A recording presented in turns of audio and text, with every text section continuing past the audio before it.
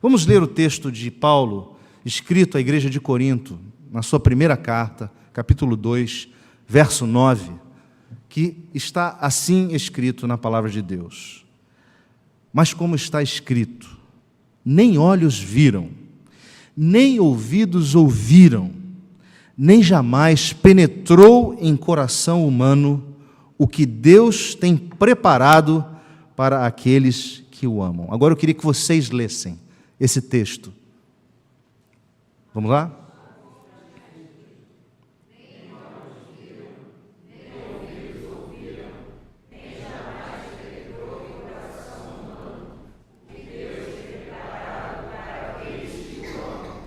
Irmãos, olhos para ver, ouvidos para ouvir e coração para entender.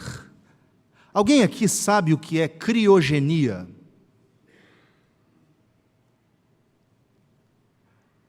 Criogenia é uma coisa que eu também não sabia o que era.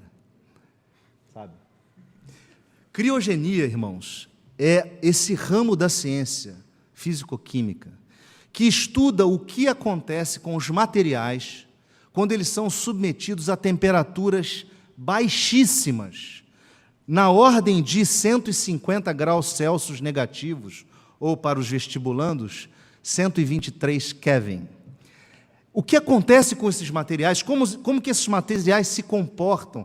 Quais são os efeitos que essa baixa temperatura gera? E o ramo principal de estudo da criogenia é o que acontece com os organismos vivos, ou melhor dizendo, com a biologia, com os organismos biológicos, quando submetidos a essas temperaturas baixíssimas. Em 1972, foi fundado no Arizona uma empresa chamada Alcor. O que essa empresa faz? Essa empresa, o nome dela é Alcor para a Extensão da Vida. É uma fundação cujo objetivo é explorar a pesquisa da tecnologia criogênica. Ou seja, eles investem dinheiro para experimentar, pesquisar como conseguir preservar ou estender a vida humana a partir do congelamento do ser humano. Olha que coisa louca! Como fazer o ser humano tornar-se imortal, perpetuar a sua existência pelo congelamento. E os irmãos podem achar, poxa, mas quem faria um negócio desse? Quem se submeteria a um processo desse? Ora, eu vou te dizer que vários famosos e vários artistas já se submeteram a isso, mas recentemente, e foi o caso mais novo, o único registrado até hoje na história, uns pais tailandeses de uma criança de 2 anos, o nome dela é Materin Naovarapton. Essa criança nasceu e foi acometida de câncer no cérebro. E a evolução do câncer na vida dessa criança foi algo gravíssimo. Os pais submeteram essa criança a várias cirurgias, inúmeras cirurgias, um tratamento intenso de quimioterapia, mas ao fim de tudo isso, ela ainda não tinha completado 3 anos de idade, e eles já tinham percebido que não havia muita expectativa para que essa criança continuasse a viver. Então eles tomaram uma decisão. Eles ligaram para a Fundação Alcor e eles propuseram que essa criança, que estava em coma e que eles iriam desligar os aparelhos, seria submetida ao processo de criogenia. Irmãos, esses pais desligaram os aparelhos que sustentavam aquela criança viva. Essa criança foi submetida a esse processo, que, para que vocês tenham uma ideia, é um processo onde a pessoa é imersa num meio congelado, de modo que a temperatura da pessoa vai caindo, caindo, caindo, e elas fazem um processo de ressuscitação do coração, através de equipamentos de choque, e infundem por todas as veias e vasos principais um composto médico congelante. Então a pessoa recebe em suas veias algo anticongelante, mas fica imersa a 196 graus centígrados abaixo de zero. Por que esses pais fizeram isso? Porque eles esperavam que, em algum momento, a humanidade que evolui chegasse à cura da doença, chegasse à possibilidade de curar, e eles poderiam, então, reaver a filha deles, talvez pelo processo de ressuscitação mecânico-elétrico que eles desempenham nesse laboratório. Há, portanto, uma teoria por trás disso, nunca foi provada, mas há uma teoria por trás disso que eles seriam capazes. Irmãos, o que esses pais fizeram demonstra o que anseia o coração do homem: a imortalidade. E imortalidade é um assunto que está no coração do existir, nas culturas mais antigas que você puder imaginar. Por exemplo, na arqueologia, há descobertas de estátuas de pessoas que eram colocadas nos túmulos dos grandes líderes, faraós, pessoas que seguravam comida para os mortos. A história de levar comida aos mortos tem por detrás a expectativa de que há uma perpetuação.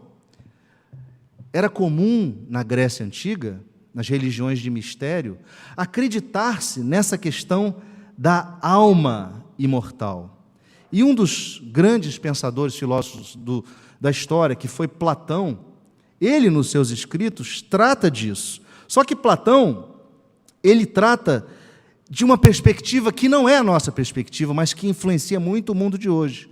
Platão diz que o corpo e a alma são duas substâncias distintas, né? A alma, que é a nossa razão, o pensante, ela é divina, mas o corpo, ele é só matéria, então ele é inferior. Então a alma é superior e o corpo é inferior. Isso define muito bem como os gregos viviam, porque eles não estavam, obviamente, eles não estavam preocupados em que o corpo deles ia acontecer. O corpo era apenas uma forma de satisfazer apetites. Por isso a gente vê toda a depravação no mundo grego. O que importava era a razão, era a alma. Irmãos, nesse sistema de crenças é impossível crer na doutrina da ressurreição, porque o corpo não vale nada. A alma é que vale. E veja, isso influenciou a igreja cristã no início da sua jornada, quando, por exemplo, a igreja propôs o isolamento nos monastérios. As pessoas queriam buscar só o que era divino e não se preocupavam com o que era carnal, com o que era do corpo, fruto dessa visão platônica, né, chamada de neoplatonismo. Agora, irmãos, o que isso tem a ver com você e comigo? O que tem a ver com você e comigo é que a Bíblia ensina a imortalidade. E eu queria convidar vocês a uma rápida jornada para vermos alguns dos textos que tratam esse pensamento a respeito da imortalidade, para que nós pudéssemos construir e sobre eles tirarmos algumas conclusões. Nós sabemos que Deus, por sua revelação, nos disse que o pecado gerou a morte. Adão e Eva pecaram, e o ato deles no paraíso gerou a expulsão deles do paraíso, mas gerou a morte espiritual deles e a morte física deles depois. Nós sabemos que a humanidade toda que tem essa herança em Adão e Eva, vive a realidade do pecado, a realidade pecaminosa e também a realidade da morte física.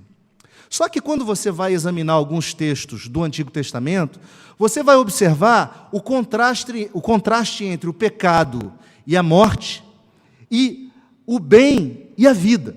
E eu queria, então, 2 textos que nós pudéssemos abrir essa noite, para a gente olhar como isso estava entranhado na religião judaica. O texto primeiro é de Deuteronômio 30, são 5 versos, 15 a 20. Deuteronômio 30, 15 a 20. Dá uma olhada nesse texto aí para a gente. Deuteronômio 30, 15 a 20. Diz assim a palavra de Deus: Vê que proponho hoje a vida e o bem, a morte e o mal. Se guardares o mandamento que hoje te ordeno, que ames o Senhor teu Deus, andes nos seus caminhos e guardes os seus mandamentos e os seus estatutos e os seus juízos, então viverás e te multiplicarás, e o Senhor teu Deus te abençoará na terra a qual passas a possuí-la. Porém, se o teu coração se desviar e não quiser dar ouvidos, e fores seduzido, e te inclinares a outros deuses e os servires, então hoje te declaro que certamente perecerás. Não permanecerás longo tempo na terra a qual vais, passando o Jordão para possuíres. Os céus e a terra tomo hoje por testemunhas contra ti, que te propus vida e morte, bênção e maldição. Escolhe, pois, a vida, para que vivas, tu e a tua descendência, amando o Senhor teu Deus, dando ouvido à sua voz e apegando-te a Ele, pois disto depende a tua vida e a tua longevidade, para que habites na terra que o Senhor, sob juramento, prometeu a dar a teus pais, Abraão, Isaque e Jacó. Esse texto mostra claramente a ligação entre seguir e ouvir a Deus e a vida que vem disso, a vida que se segue disso. Em contrapartida, a desobediência e a morte. Um outro texto, o texto do profeta Ezequiel, vejam só, no texto do profeta Ezequiel, é um pouco mais longo, verso 33, 11 a 20. Por favor, Ezequiel 33, 11 a 20, diz assim, prestem bem atenção. Dize-lhes, tão certo como eu vivo, diz o Senhor Deus, não tenho prazer na morte do perverso, mas em que o perverso se converta do seu caminho e viva.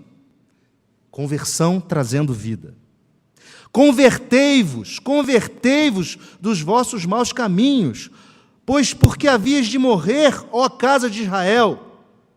Tu, pois, filho do homem, dize aos filhos do teu povo, a justiça do justo não o livrará no dia da sua transgressão. Quanto à perversidade do perverso, não cairá por ela, no dia em que se converter da sua perversidade. Nem o justo, pela justiça, poderá viver no dia em que pecar. Quando eu disser ao justo que certamente viverá, e ele, confiando na sua justiça, praticar iniquidade, não me virão à memória todas as suas justiças, mas na sua iniquidade que pratica, ele morrerá. Até aí. Veja, mais um texto estabelecendo um claro contraste entre vida, obediência, morte, desobediência. A teologia judaica, hebraica, continua ao longo de vários textos. E eu queria só citar mais dois textos. O texto de Jó é muito impressionante, porque Jó escreve no capítulo 19, 25 e 27 a 27, é importante lembrar quem foi Jó, aquele homem que sofreu, que perdeu tudo, que perdeu sua família, que ficou doente, teve câncer, devia ser um câncer porque eram tumores, aquele homem ficou na pele e no osso, aquele homem faz a seguinte declaração, porque eu sei que o meu Redentor vive, e por fim se levantará sobre a terra. Revestido este meu corpo da minha pele, em minha carne verei a Deus. Vê-lo-ei por mim mesmo, os meus olhos o verão, e não outros. Da saudade me desfalece o coração dentro de mim. Jó alimentava ver o Senhor na ressurreição. Porque você não consegue ver a Deus sem morrer. É impossível ver a Deus sem morrer. Jó, quando diz, eu verei o meu Redentor, ele está esperando que veria o seu Redentor lá à frente, no futuro, quando ele encontrasse na ressurreição dos mortos ao Deus Redentor. O profeta Daniel, escrevendo a respeito dos eventos do fim do mundo, escreve no capítulo 12, versos 1 e 2, o seguinte: nesse tempo se levantará Miguel, o grande príncipe, o defensor dos filhos do teu povo, e haverá tempo de angústia, qual nunca houve, desde que houve nação até aquele tempo. Ele está falando dos últimos tempos. Mas naquele tempo será salvo o teu povo, todo aquele que for achado inscrito no livro. E vejam só o que ele diz: muitos dos que dormem no pó da terra ressuscitarão, uns para a vida eterna, e outros para a vergonha e horror eterno. Portanto, havia na cabeça do judeu, havia na cabeça do hebreu, a expectativa de uma vida além da vida. Só que essa vida além da vida não estava dissociada do corpo. E aí a gente começa a ver na teologia do Novo Testamento uma verdade muito importante, que difere a nossa visão de eternidade da visão de outras religiões e até mesmo do pensamento filosófico grego. Anthony Huckman, que escreveu um livro sobre esse assunto, diz que as Escrituras não tratam da imortalidade da alma, sem falar na imortalidade do corpo. As Escrituras não tratam da imortalidade da alma, sem falar da imortalidade do corpo. As Escrituras tratam de nós como um todo, corpo e alma. Portanto, quando o apóstolo Paulo escreve a Timóteo, no capítulo 6, lá da sua carta primeira, no verso 16, ele usa uma palavra, e aliás, há duas palavras usadas no Novo Testamento, em grego, para a questão da imortalidade. Uma delas é atanásia e a outra é aftársia. Essa palavra atanásia, que é a que eu queria me deter aqui, ela é encontrada no texto de Timóteo, 1 Timóteo 6,16. E diz assim o texto: o único que possui imortalidade, que habita em luz inacessível, a quem homem algum jamais viu, nem é capaz de ver, a ele honra e poder eterno. Amém. Essa palavra aqui, irmãos, ela está sendo usada para definir o atributo de Deus como sendo aquele que é imortal, mas que ele não é imortal porque começou a existir em algum momento, ele sempre existiu. Ele tem uma existência sem fim. Então, nesse texto, a palavra é simplesmente para mostrar que Deus é a fonte da vida, Ele é imortal e Ele passa esse atributo de imortalidade àqueles que confiam nele. Quando Jesus, lá em João 5:26, fala que Deus tem a vida, João, na verdade, diz que Deus tem a vida em si mesmo. Deus é o dono da vida, Ele é o originador da vida, e Ele é o doador da imortalidade. Agora, a palavra também é usada dizendo respeito a nós, e esse é o texto que também foi mencionado de manhã, onde essa palavra atanásia é usada para mostrar o nosso estado pós-morte. Abram comigo em 1 Coríntios 15, 50 a 55. 1 Coríntios 3, 50 a 55. Perdão, 15. 1 Coríntios 15, 50 a 55. Observem o que Paulo está ensinando a igreja aqui. 1 Coríntios 15, 50 a 55. Diz assim: Isto afirma, irmãos, que a carne e o sangue não podem herdar o reino de Deus, nem a corrupção herdar a incorrupção. Paulo está falando que essa carne e esse sangue não podem herdar o reino de Deus. Por quê? Porque é corrompida, porque é suscetível às questões do pecado. A carne, a nossa carne, ela é corrompível, ela se desfaz no pó. Então ele diz, não pode herdar, porque não pode herdar a incorrupção. Então ele diz um mistério: eis que vos digo um mistério.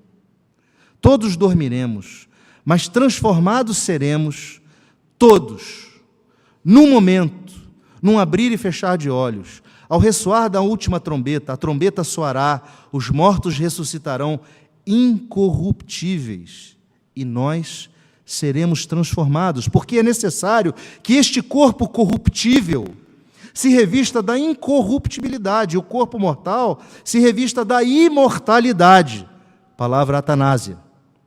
E quando este corpo corruptível se revestir de incorruptibilidade, o que é mortal se revestir de imortalidade, então se cumprirá a palavra que está escrita: tragada foi a morte pela vitória.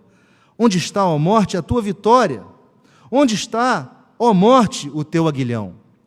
Cristo, através de Paulo, está nos ensinando, irmãos, que nós morremos, mas que em algum momento da nossa existência, e hoje de manhã foi claramente ensinado que a palavra morte, thanatos, né, é a palavra que indica a separação entre o corpo e a alma, onde o corpo vai para a sepultura e a alma vai imediatamente para a presença de Deus. Isso hoje foi explicado de manhã. Quando alguém morre, alguém que crê em Cristo, essa pessoa é sepultada, mas a sua alma vai imediatamente à presença do Pai. Aqueles que não creem, o seu corpo é sepultado e a sua alma vai diretamente sofrer tormentos no inferno. Então, irmãos, quando Cristo aqui diz que nós vamos ser revestidos de incorruptibilidade, de imortalidade, significa que esse nosso corpo vai ser mudado. E nós, quando viermos a ressurgir, quando Cristo voltar e for soada a trombeta, o nosso corpo vai receber um corpo incorruptível. Um corpo à semelhança de Cristo, quando Cristo ressuscitou. E pela manhã foi dito: Cristo ressuscitou, Cristo andou entre nós, Cristo comeu, Cristo bebeu, Cristo foi reconhecido, Ele foi o modelo para nós. Então todas essas coisas que Jesus experimentou, nós vamos experimentar na imortalidade. Agora, honestamente, você pode estar perguntando aí, e aí? O que eu tenho a ver com isso? O que você tem a ver com isso é o seguinte: é que nem olhos viram, nem ouvidos ouviram, nem jamais penetrou em coração humano o que Deus tem preparado para aqueles que o amam.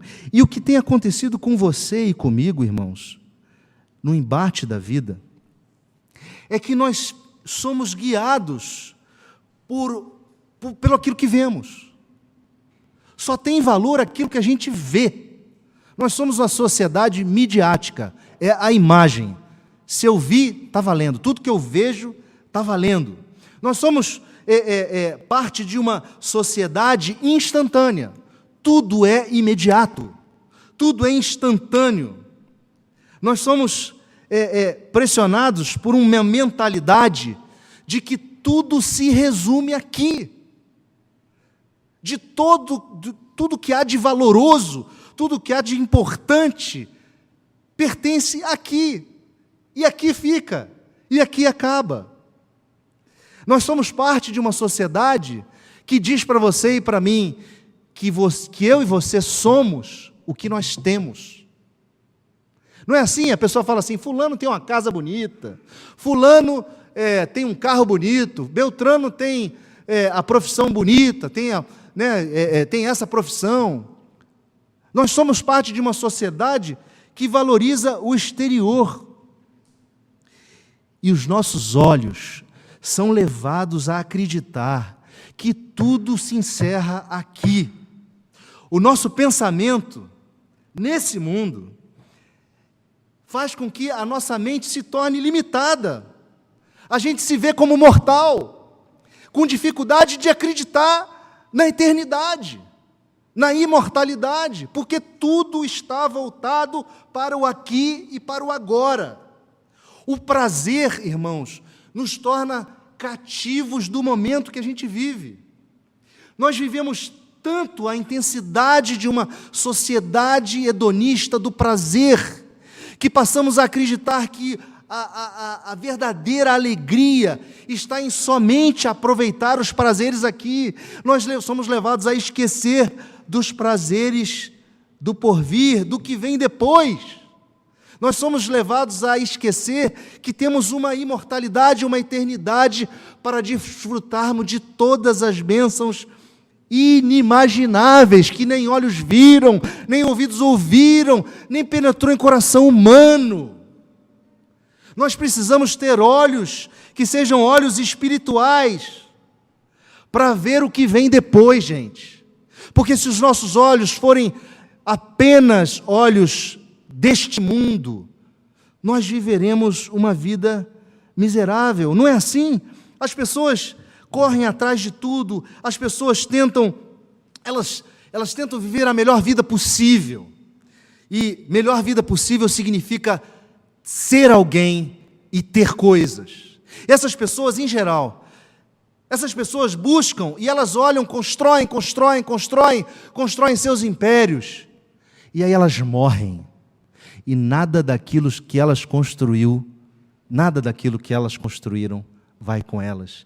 E as outras pessoas vão para o enterro e ficam olhando, gente, o camarada era podre de rico, agora vai ter uma briga pela herança dele, vai ser uma confusão de família enorme, porque as pessoas só estão olhando o agora. Nada do que se constrói aqui será levado. O coração é colocado nas coisas que se constroem aqui, e nessa vida então se tem desespero. A pessoa, quando olha para isso, fala: para que eu vivo? Para que eu vivo? Eu vou construir tudo, fazer o que tiver que fazer para ficar aqui, para ser destruído pelo fogo. Para que eu vivo? Falta uma essência do existir, e olhos espirituais colocam a gente numa situação que nos capacita a olhar além. Olhos espirituais nos permitem vislumbrar aquilo que o escritor aos Eclesiastes disse quanto ao coração do homem. Disse lá ele, em Eclesiastes 3:11, que tudo fez Deus formoso no seu devido tempo, também pôs a eternidade no coração do homem, sem que este possa descobrir as obras que Deus fez desde o princípio até o fim. Há no coração humano esse desejo da eternidade, mas ele não consegue descobrir nada, porque ele não tem olhos espirituais, porque ele não enxerga além dessa vida. Mas as Escrituras nos ensinam que nós seremos revestidos de um corpo incorruptível. As Escrituras nos ensinam que nós desfrutaremos de uma vida eterna. As Escrituras nos ensinam que nós somos imortais e que os nossos corpos e a nossa alma se reunirão no grande dia do soar da trombeta. Meus irmãos, nós precisamos acreditar nisso, para vivermos uma vida que tenha a perspectiva do pé aqui e o coração lá, porque o pé não pode estar lá, né? O pé é físico, o pé está aqui, mas o coração está lá, o coração está nas coisas eternas, o coração está nas coisas que vão perpetuar, e não nas coisas que são volúteis, que são coisas voláteis, coisas que somem. Quando Paulo escreve aos Coríntios, lá na segunda carta, capítulo 6, ele fala uma coisa muito importante para você e para mim, irmãos. Ele diz o seguinte: olha, nós temos, portanto, sempre bom ânimo, sabendo que enquanto no corpo estamos ausentes do Senhor, visto que andamos por fé e não pelo que vemos. Entretanto, estamos em plena confiança, preferindo deixar o corpo e habitar com o Senhor. Paulo tinha convicção de que se ele deixasse de habitar o corpo, ele estaria com o Senhor.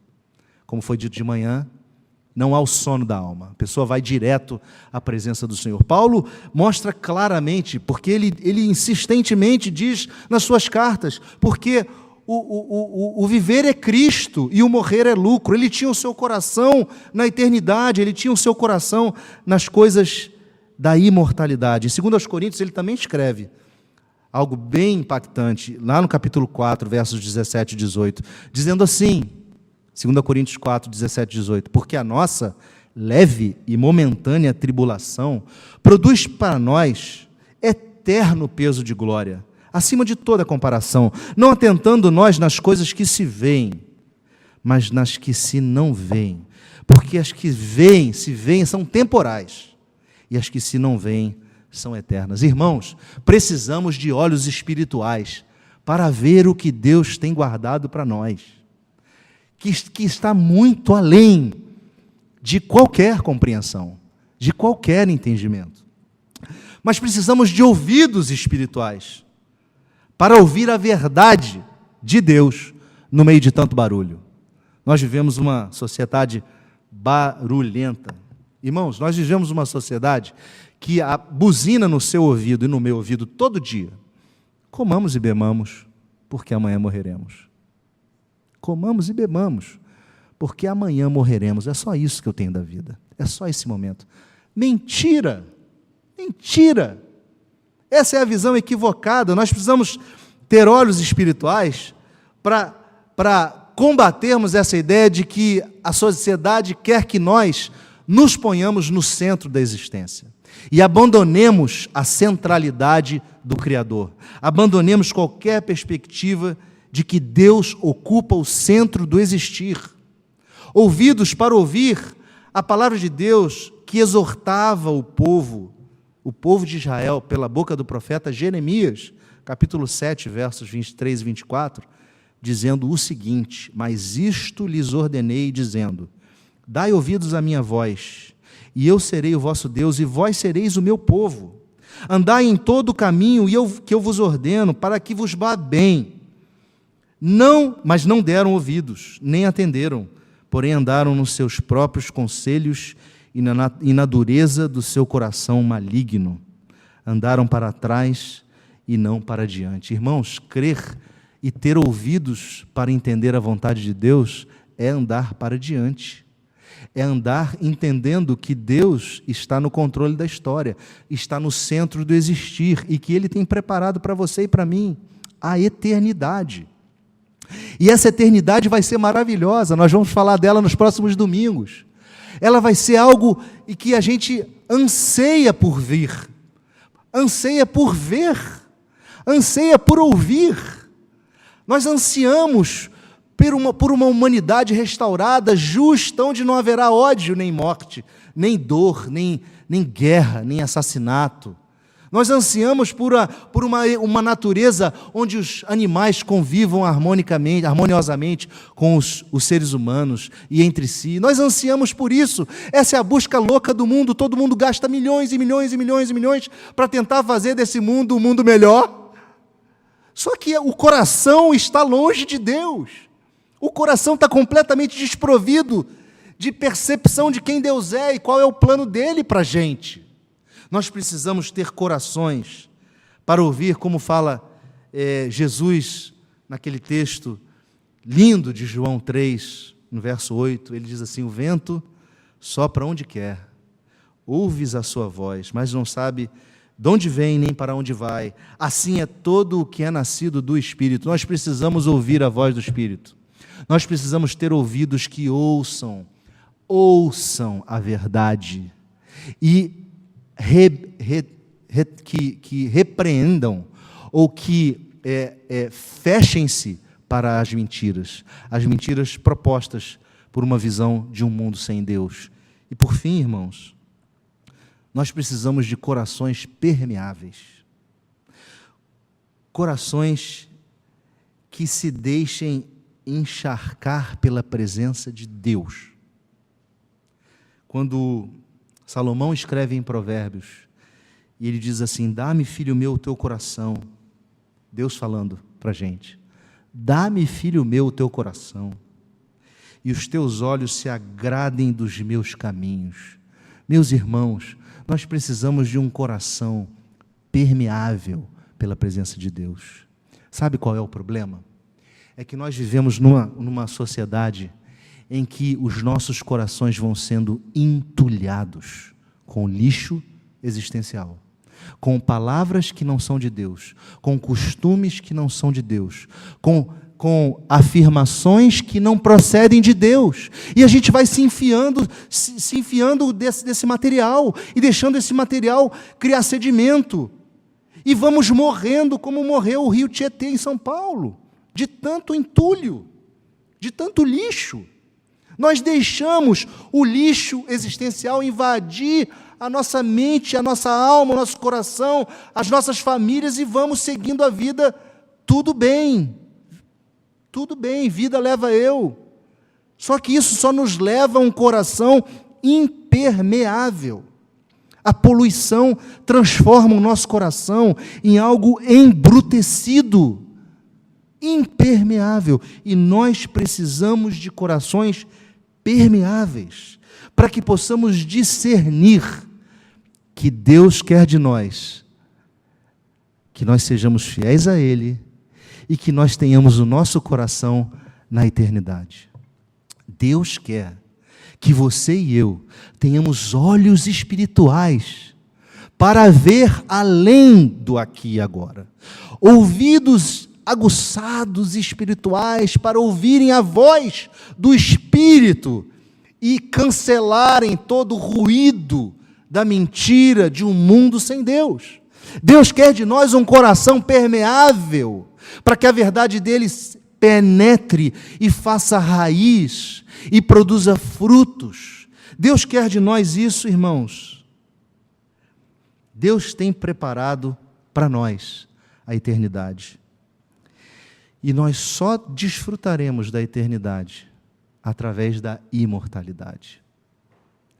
Então eu queria perguntar a você: como estão os seus olhos espirituais? Como estão os seus ouvidos espirituais? Como está o seu coração? O seu coração está aberto? O seu coração é permeável? Você consegue ver além do aqui e agora? Essa é a pergunta que nós temos que responder. Porque a palavra de Deus nos diz que nem olhos viram, nem ouvidos ouviram, nem jamais penetrou em coração humano o que Deus tem preparado para aqueles que o amam. E é nesta verdade que nós vamos viver. É sobre esta verdade que nós vamos caminhar, crendo que a imortalidade nos levará à eternidade. E tudo que passamos aqui será absolutamente temporal. Será absolutamente contingencial. Deus tem para nós grandes coisas. Creia nisso. Viva nisso. Viva a partir disso. E eu tenho certeza que você vai transformar os seus anos, todos eles que Deus te der, em anos de felicidade, em anos de realização, em anos de muita paz na presença de Deus. Vamos orar? Nosso Deus, é fácil falar, mas é difícil acreditar. Mas nós sabemos também que é pelo poder do Teu Espírito Santo que essas coisas se manifestam em nós. Nós sabemos que é pela ação do Teu Espírito Santo que nossos corações vão se tornando permeáveis, que os nossos olhos vão se tornando olhos espirituais, que os nossos ouvidos vão se abrindo para as verdades que Tu tens para nós. Nosso Deus, nós queremos Te pedir que o Senhor opere assim, com poder e graça em nossos corações, para que caminhemos aqui na perspectiva de que isso é apenas temporário, para que caminhemos aqui na perspectiva de que estaremos contigo eternamente, que desfrutaremos da imortalidade com o Senhor, num corpo glorificado, numa família restaurada, numa sociedade restaurada, numa natureza redimida, numa terra linda como o Senhor criou no início. Ó Deus, dá-nos frutos dessa crença em nossa vida hoje. Tira de nós toda angústia, toda aflição e dirige os nossos passos em fé e graça, pois nós Te pedimos isso, não no nosso nome, mas no poderoso nome de Jesus Cristo, o nosso Senhor e o nosso Redentor. Amém.